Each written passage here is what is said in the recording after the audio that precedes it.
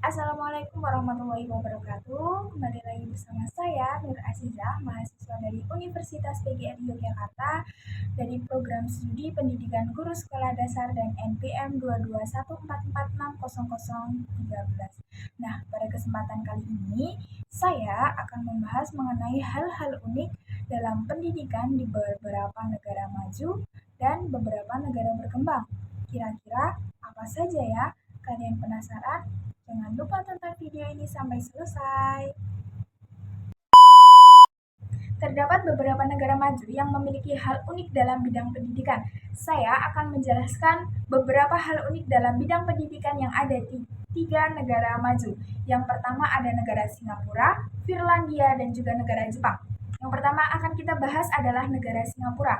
Ada beberapa hal unik dari sistem negara di Singapura yang mungkin bisa kita adopsi di pendidikan Indonesia ini. Yang pertama, ada ketegasan dalam penegakan hukum dari Singapura. Singapura dikenal karena ketegasan dalam penegakan hukum dan penegakan disiplin. Pendekatan ini telah membantu Singapura untuk mencapai keamanan dan ketertiban yang tinggi. Indonesia dapat mempertimbangkan penerapan hukum yang lebih ketat untuk menciptakan lingkungan yang lebih aman dan teratur. Kemudian yang nomor 2 ada sistem pendidikan yang berkualitas. Singapura memiliki sistem pendidikan yang sangat baik dengan fokus pada perkembangan kualitas yang tinggi dan kompetitif.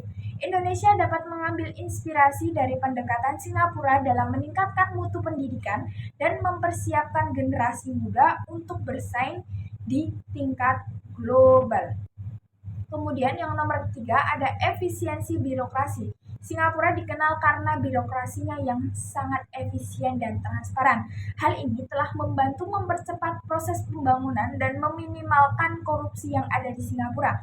Indonesia dapat belajar dari praktik terbaik Singapura dalam memperbaiki sistem birokrasi untuk meningkatkan efisiensi dan akuntabilitas. Kemudian yang nomor 4 ada investasi dan infrastruktur. Singapura telah berhasil mengembangkan infrastruktur yang modern dan efisien, yang merupakan kunci untuk pertumbuhan ekonomi yang berkelanjutan. Indonesia dapat mengambil contoh dari Singapura dalam meningkatkan investasi dalam infrastruktur untuk mendukung pertumbuhan ekonomi dan meningkatkan kualitas hidup masyarakatnya. Namun, penting untuk diingat bahwa setiap negara memiliki konteks tantangan, dan juga budaya yang unik, sehingga tidak semua model dalam praktik dari Singapura ini efektif untuk negara kita.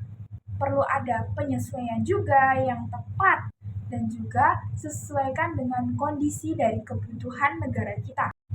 Yang kedua, terdapat negara Finlandia, negara yang juga menyandang status negara tingkat pendidikannya yang terbaik.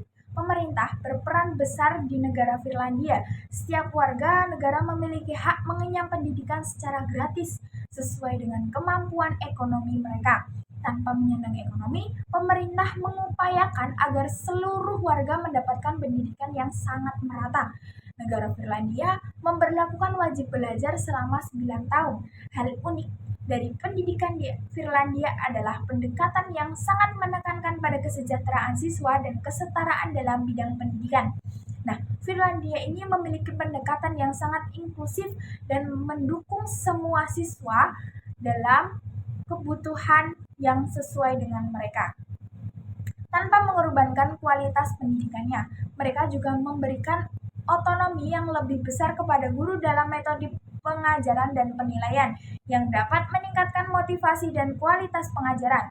Maka dari hal tersebut, saya memiliki beberapa alasan yang kuat untuk diaplikasikan di Indonesia ini. Pertama, fokus pada kesejahteraan siswa, memastikan bahwa setiap siswa mendapatkan dukungan yang mereka butuhkan untuk berkembang secara holistik, bukan hanya secara akademis. Ini membantu mengurangi kesenjangan dalam prestasi akademis dan memberikan peluang yang lebih adil bagi semua siswa. Kemudian yang nomor 2, memberikan otonomi kepada guru memungkinkan mereka untuk menyesuaikan pengajaran mereka dengan kebutuhan individu siswa sehingga meningkatkan kualitas pembelajaran dan motivasi belajar siswa. Yang selanjutnya, yang nomor 3 ada negara Jepang. Jenjang pendidikan di Jepang hampir sama dengan yang ada di negara Indonesia. 6 tahun sekolah dasar, 3 tahun sekolah menengah, dan 4 tahun pendidikan tinggi atau universitas.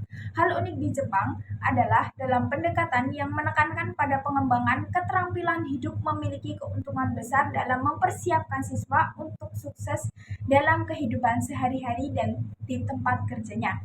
Dengan fokus pada keterampilan seperti kerja sama tim dan kemandirian, siswa menjadi lebih siap untuk menghadapi berbagai situasi di dunia nyata, baik itu dalam karir maupun dalam kehidupan pribadi. Ini membantu meningkatkan relevansi pendidikan dengan kebutuhan dunia kerja dan kehidupan sosial, sehingga memberikan nilai tambahan yang signifikan bagi siswa tersebut. Nah, tadi kita sudah berbincang mengenai pendidikan di negara maju. Sekarang kita akan berbincang mengenai hal unik apa yang ada di negara berkembang. Di sini saya ada 2 negara, yaitu negara Malaysia dan juga negara Iran. Langsung saja, yang pertama adalah negara Malaysia. Jenjang pendidikan di negara Malaysia meliputi pendidikan menengah pertama selama 6 tahun, disusul pendidikan menengah umum selama 3 tahun, dan pendidikan sekolah menengah ke atas selama 3 tahun juga. Diikuti pendidikan akademik atau teknik selama 2 tahun. Hal unik yang ada di negara Malaysia ini yaitu pendekatan mereka terhadap multikulturalisme dan multibahasa. Malaysia memiliki penduduk yang sangat beragam etnis dan budaya, dan sistem pendidikannya mencerminkan keragaman ini dengan menekankan pentingnya memahami dan menghargai budaya-budaya yang ada. Nah, di Indonesia juga memiliki masyarakat yang sangat beragam secara budaya dan etnis. Penerapan pendekatan serupa dapat membantu mempromosikan toleransi, inklusi, dan pemahaman lintas budaya di antara siswa. Saya memiliki alasan untuk mengapa bisa diaplikasikan di negara Indonesia. Yang pertama, Indonesia adalah negara yang kaya dengan keberagaman budaya dan etnis dan mirip dengan Malaysia. Oleh karena itu, perkenalan pendekatan yang memahami dan menghargai keberagaman ini dapat membantu memperkuat ikatan sosial atas etis dan budaya di Indonesia. Kemudian, dengan mempromosikan penghargaan terhadap keberagaman budaya, pendidikan dapat menjadi alat untuk memperkuat persatuan nasionalisme. Yang terakhir ada negara Iran, merupakan negara yang berada di Timur Tengah yang memiliki sistem pendidikan yang baik juga.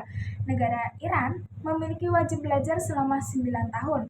Hal unik yang ada di negara ini yaitu penekanan mereka pada pengajaran bahasa asing, terutama bahasa Inggris sebagai bahasa integral dari kurikulum. Hal ini dapat diaplikasikan di Indonesia dengan meningkatkan fokus pada pembelajaran bahasa asing di sekolah-sekolah, terutama bahasa Inggris sebagai bahasa global yang sangat penting.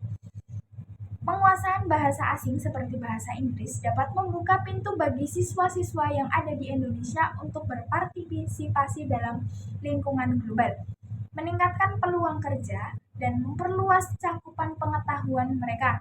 Nah, itu tadi hal-hal unik yang ada dalam pendidikan yang ada di negara maju dan juga negara berkembang. Walaupun hal tersebut terlihat efektif, namun belum tentu kebijakan tersebut bisa diterapkan di Indonesia ini, karena banyaknya isu yang ada di negara Indonesia ini. Walaupun begitu, Indonesia juga masih berusaha untuk meningkatkan sistem pendidikan menjadi lebih baik, sehingga dapat menghasilkan lulusan yang berkualitas juga.